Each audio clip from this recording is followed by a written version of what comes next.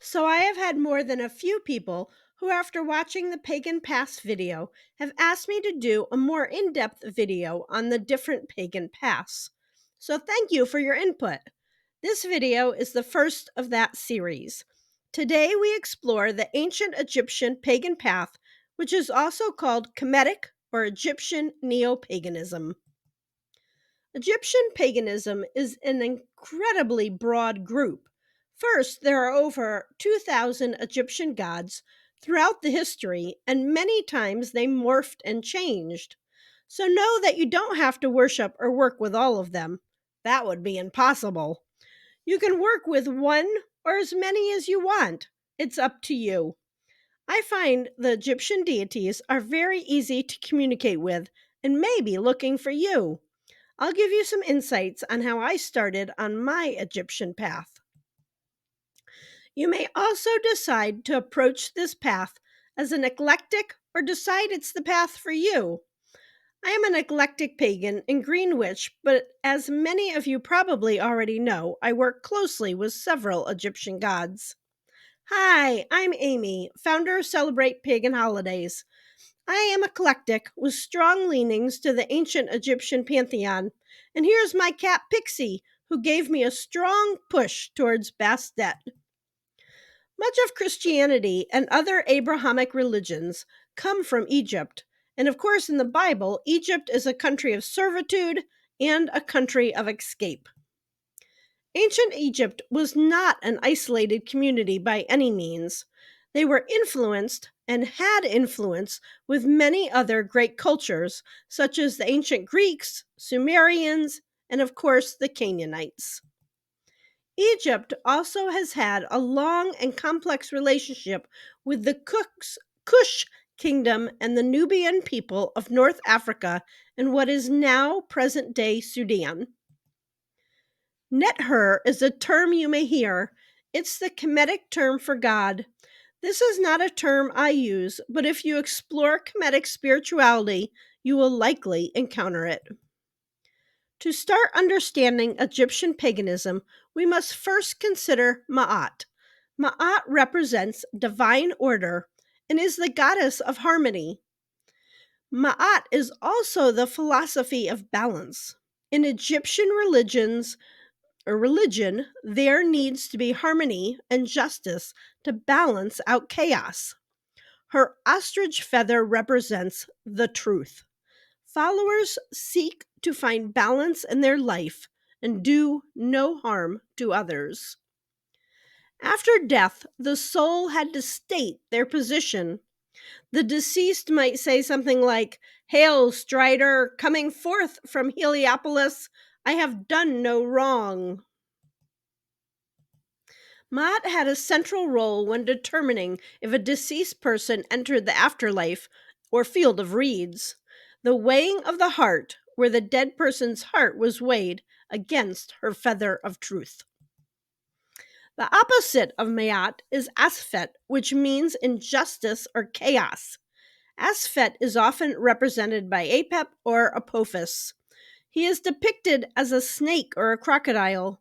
He had many battles with the sun god Ra and was not worshipped but feared, and several spells in the Book of the Dead described how to kill or get rid of him. Don't confuse Apophis with Ammit. Ammit is the devourer of the dead. In the case of Ammit, she was a guardian demon and she was represented the three most dangerous animals in Egypt. She had a crocodile head, the front end of a lion, and the hindquarters of a hippopotamus. Ammit played an important role during the judgment of the dead. If the heart is heavier than the feather, Ammit consumed the heart of the deceased. Demons in ancient Egyptian religion had supernatural powers and roles, but were ranked below the gods and did not have a place of worship. So now we're going to talk about how to get started on this path. The only thing you need to get started is yourself and an open mind. Most pagans believe that gods transcend time and place, and are fully able to communicate with you in the modern world. You can choose to practice alone or with groups of friends. There are Kemetic groups on Facebook and YouTube. Use caution and make sure they are right for you. We don't have to dress or act like they did in ancient cultures, as their teachings are timeless. The ancient Egyptian religion was about incorporating Mayat and the deities' teachings into your daily life. There was no set rules or practice. There was no structure, such as going to church each Sunday. Feast days for local deities were celebrated and religious rites were observed. So for me, it was a combination of taking a class on Egyptian history and the presence of cats. Not just my own cats, but cats everywhere. I felt Bastet was communicating with me, so I took time to sit quietly, center myself, and allow her to come. There are many things you can do to open those lines of communication. Egyptian gods are attracted to music, so using sound is a great way to seek conversation. They also enjoy scents, and incense was part of Egyptian ritual. Kaifi, I'm not sure how that's pronounced, was an incense used to honor the gods, and it also had medical uses and to help those seeking prophetic dreams. There are several written recipes from the Egyptian age on how it is made, so you can recreate it or you can also purchase it online. As I got to know Bastet better, I set up an altar for her. Egyptian deities appreciate offerings. I recommend you stay flexible. In your mind, anyway. I recently made a video on Anubis because he just kept presenting himself to me until I started listening. Be willing to change directions or aid in additional deities. I highly recommend these books.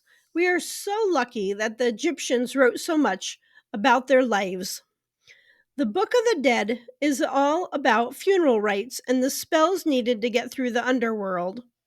The other book by famous Egyptologist Bob Breyer is just an interesting look at how people lived during the time.